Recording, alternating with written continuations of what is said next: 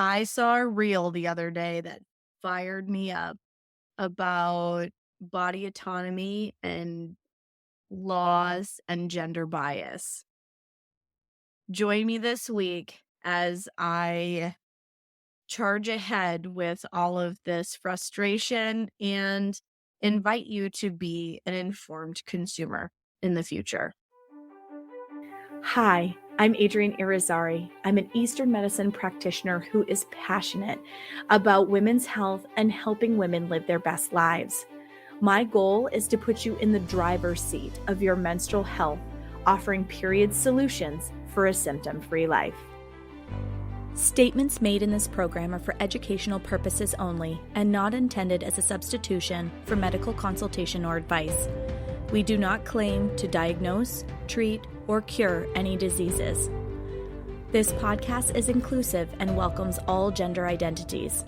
The focus of the program is on biological function, and we will use the term women throughout, but it is referencing physiological and social challenges for biology, not identity.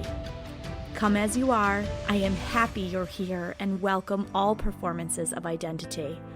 I hope you find something helpful in this show.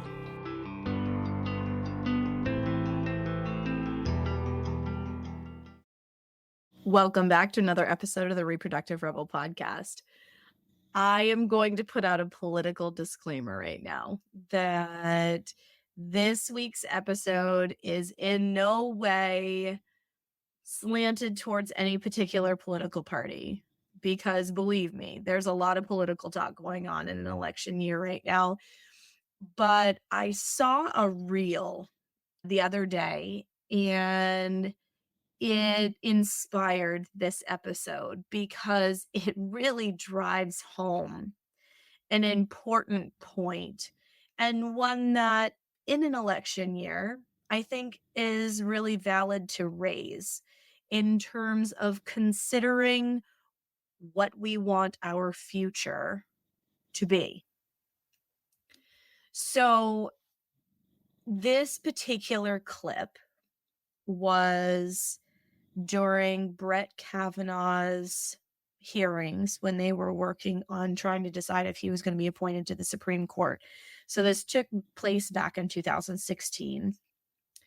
And Kamala Harris, who is running for the presidency, was a senator at the time and was one of the senators asking questions during this hearing process.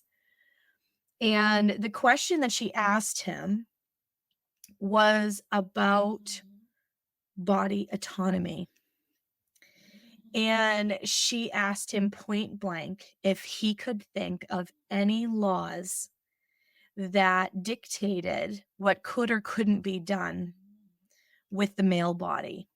And he looked a little uncomfortable and stumbled over himself trying to answer this question, because everybody knew that the answer is no. But she wanted to make him say it, which I really appreciated. So then she paused him and she clarified. So you could see the prosecutor coming out in this exchange.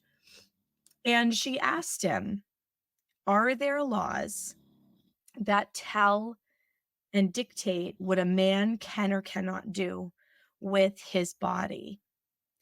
And Brett Kavanaugh was resigned to respond, no, there are not.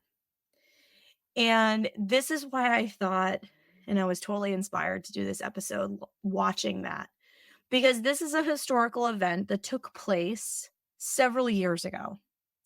And since that time, Roe versus Wade was overturned.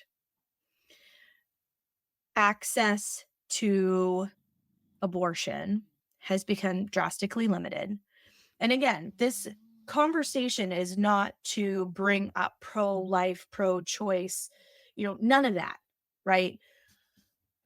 The conversation is more, in this election year, we have an opportunity to decide what we want our reproductive abilities, our sovereignty, our body autonomy to be in the future. And the candidate that we end up electing will have an incredible opportunity to decide how much or how little access we have to the care that we need. And I think that this is really important and a very pivotal moment in our country's history because many countries around the world look at us like we have taken massive steps back into the Stone Age. Not all, but there are quite a few industrialized countries that think that it's rather crazy that we have given women the right to choose for years and then taken it away. There are many people who are concerned that our daughters, our children, are going to have fewer choices than we had. And it raises a really good point around women's body sovereignty and autonomy. There are no laws that exist that dictate what a man can and cannot do with his body. And yet there are tons of laws about whether women have to carry a baby or not, or how they're able to make choices around their fertility or not. I mean, even the proposed Project 2025 discusses pulling IVF as an option for people who want to have babies. So this isn't just a pro-life, pro-choice challenge. This is the government stepping in and saying, we're not going to even offer you the opportunity to have a baby if you are struggling with reproductive challenges. And I think that is absolutely fucking nuts. And here's why. Because we are currently living in a world where fertility challenges are at an all-time high. Sperm count, sperm quality. So those numbers, morphology, motility, and count that you get in a semen analysis are at record problematic lows. You have to have 20 million sperm in order to be considered fertile. And the average male sperm count right now is just a hair over 30. That is a fundamental, colossal problem. The fertility equation is not just a female body. It's so much more than that. But we have record numbers of people who have autoimmune conditions, and usually with one comes more than one. We have massive challenges with fertility.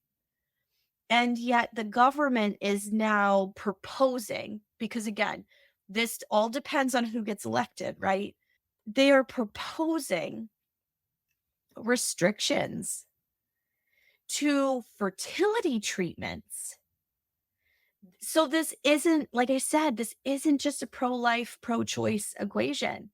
This is the fact that we have a seriously slanted equation in the United States around what women are able or not able to do with their reproductive sovereignty.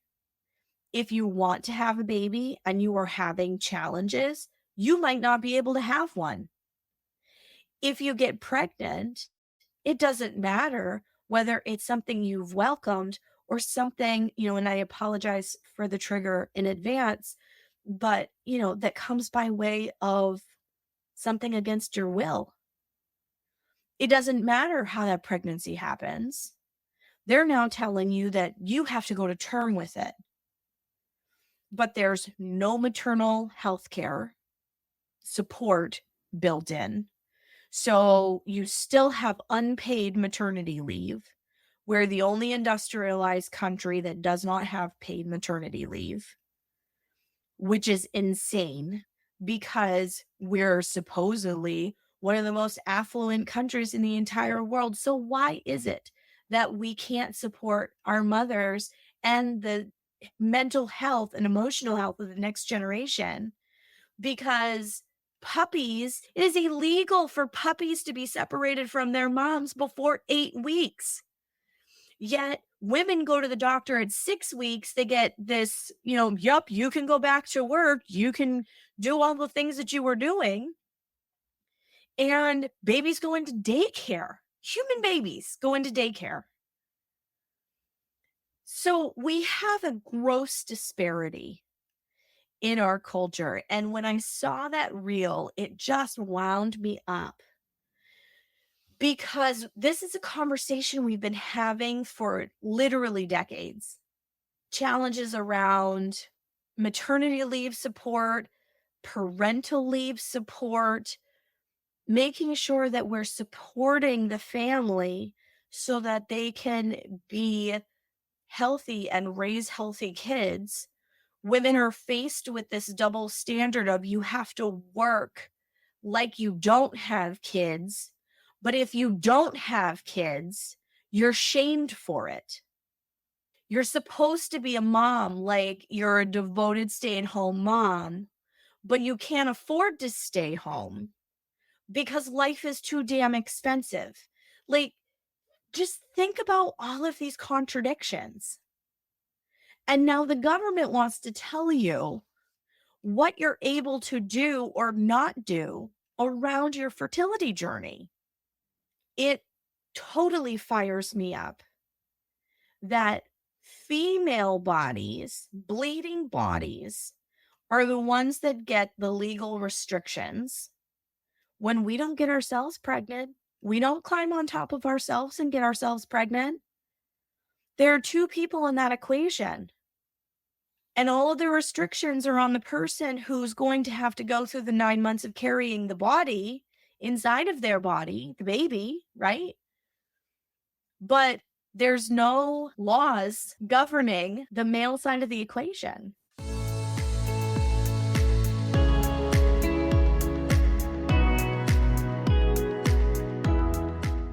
I'm going to pause this incredible episode to share an opportunity for you to join me as a reproductive rebel.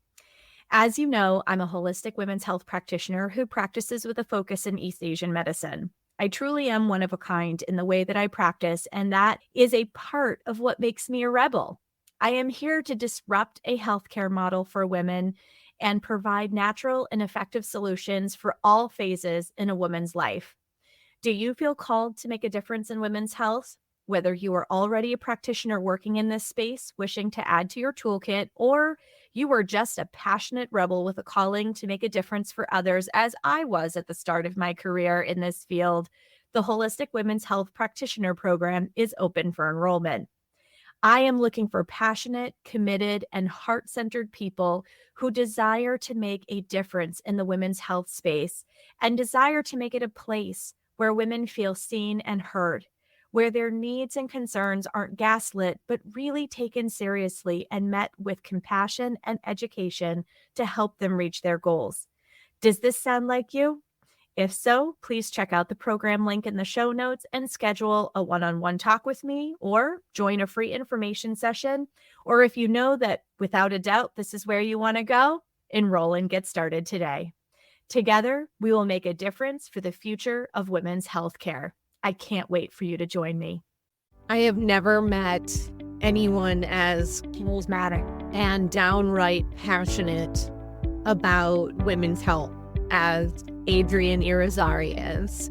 Not only is it just a delight to be in her presence as a friend, but as a student. Her passion for her work, it comes through so prominently, and it helps ignite the excitement that lives inside of me as her student. We literally laugh, we cry, we share, we support. The knowledge is endless, and the infinite capacity of her being for this work and teaching and mentoring is just astounding. It's so beautiful. I can't think of a better instructor to be working with this topic. We are powerful. Women hold the most beautiful power within their beings. And Adrian is the perfect example of she. She is the epitome of woman. And now, back to the show.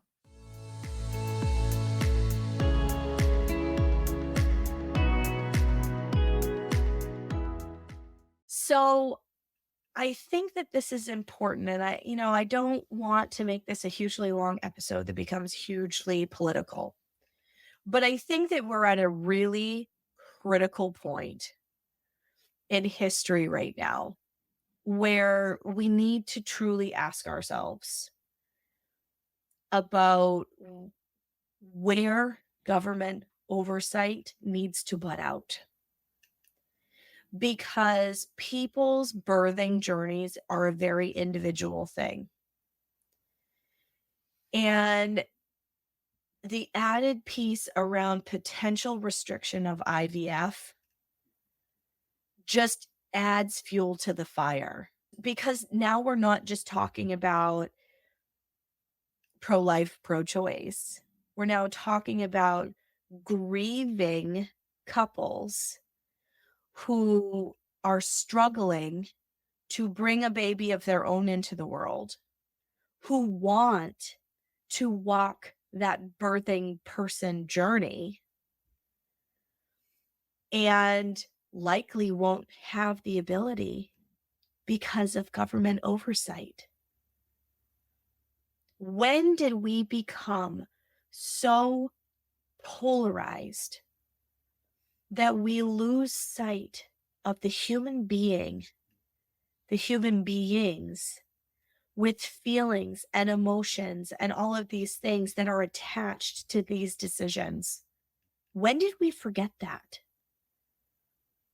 It scares me that my daughters are growing up in a world where they can't choose what is right for them and what is not. This has nothing to do with religion. This has nothing to do with political affiliation. This has everything to do with choice. And the fact that my body, my choice. Because somebody else's political affiliation, religious orientation, their personal beliefs should not override mine. I should be able to choose what works well for me and what doesn't.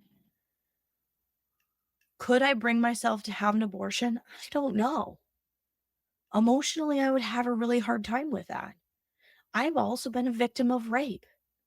And I think that my decision might have felt very different if I had a pregnancy result from that act of violence. There's a lot of misinformation out there about what people are asking for in terms of choice. And there's a whole bunch of false crap out there about wanting to abort a baby at 9 months.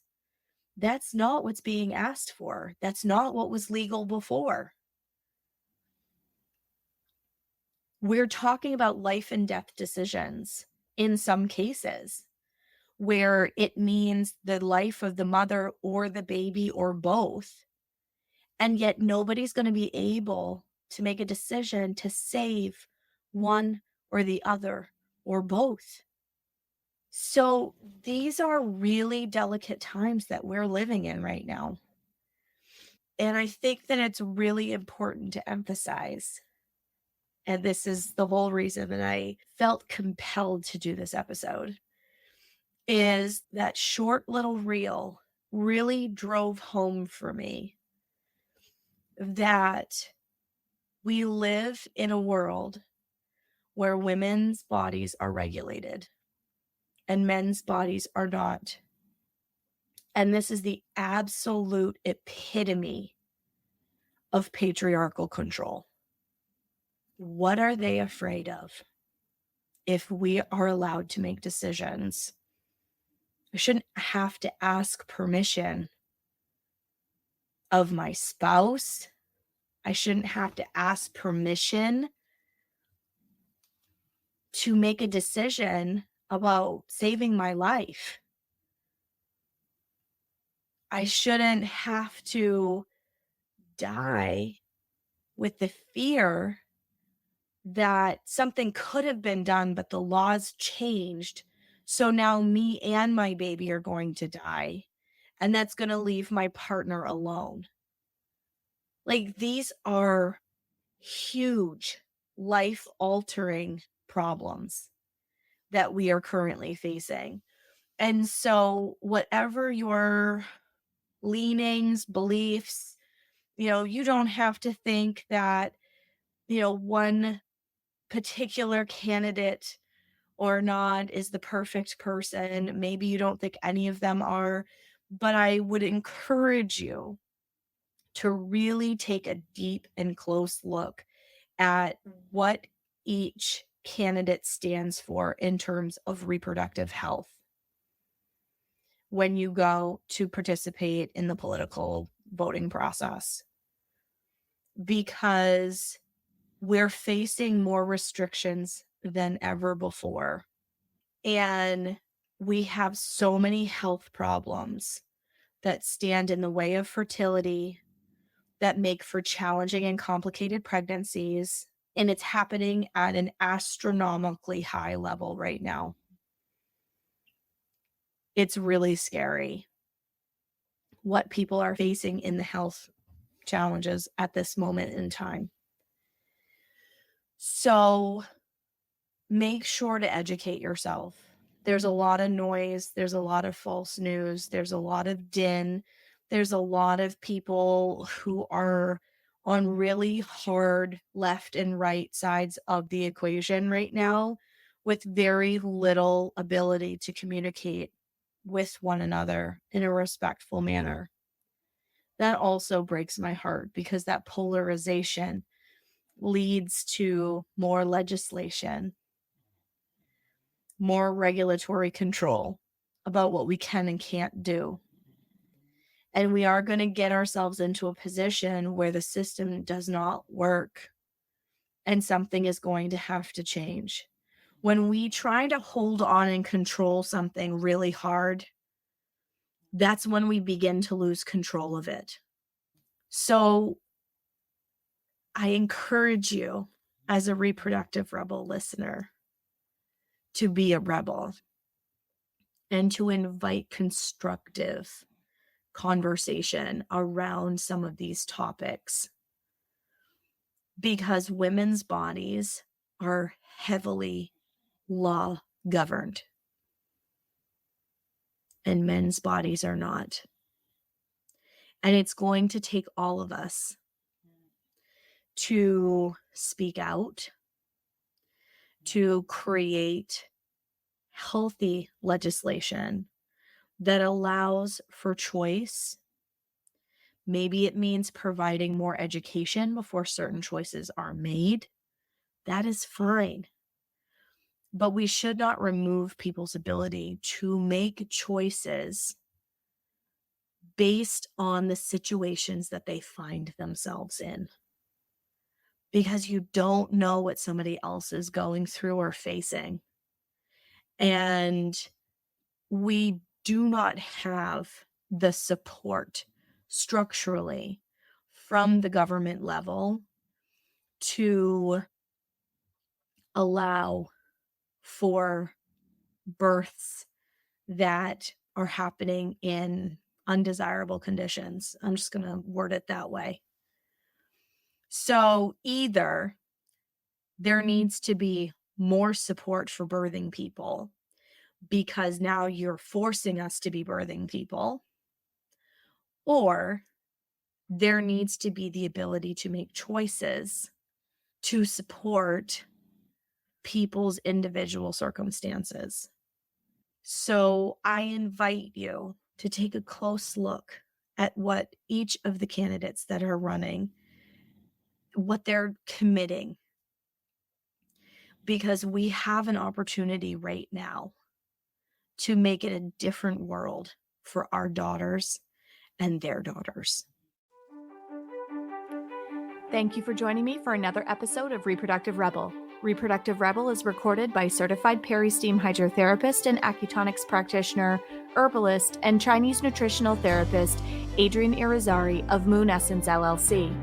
If you are interested in setting up an appointment for one-on-one support, ordering from our store, or checking out our course offerings, visit our website at moonessence.life.